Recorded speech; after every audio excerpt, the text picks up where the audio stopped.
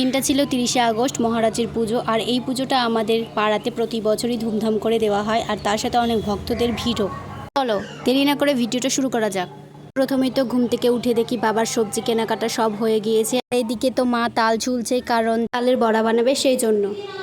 এদিকে তো সব ফল বাজার করা কমপ্লিট, আর এখন এদিকে সবজি বানাচ্ছি খিচুড়ির জন্য। পুজো তো হবে সন্ধ্যাবেলা, তাই মা বললো কয়েকটা দুব্বা তুলে আনতে। এখন সেখানেই যাচ্ছি দুব্বা তুলতে। একটা কাকিমার বাড়ি গিয়েছিলাম দুব্বা তুলতে, তো সেখানে এসে দেখি একটা গাছে গোলাপ ধরে আছে। তো আমার তো খুবই ইচ্ছে হচ্ছিল যাতে তুলে নিই, কিন্তু কি আর করা যাবে, তুলতে তো আর দেবে না। আর এদিকে এখন আমি রেডি হয়ে ছাদে যাচ্ছি কিছু রিল শ্যুট করার জন্য। নিচে এসে দেখি ঠাকুর চলে এসেছে, তো মা এখন বরণ করে নিচ্ছে।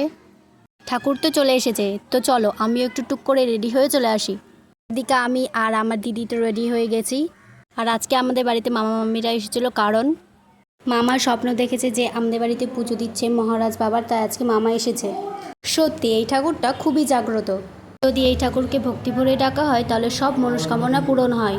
এদিকে তো ঠাকুর মহাশয় চলে এসেছে, আর সব গুছানো কমপ্লিট হয়ে গেছে। এই পুজোটা আমাদের বাড়ির পাশে একটা মাঠে হচ্ছে। এই তো এখানে পুজো কমপ্লিট হয়ে গেছে, আর এখন যজ্ঞ হচ্ছে। পুজো তো কমপ্লিট, আর এদিকে দেখো কত ভক্তরা এসেছে প্রসাদ নিতে। আর আমিও একটু প্রসাদ খেয়ে উপোসটা ভেঙে নিলাম।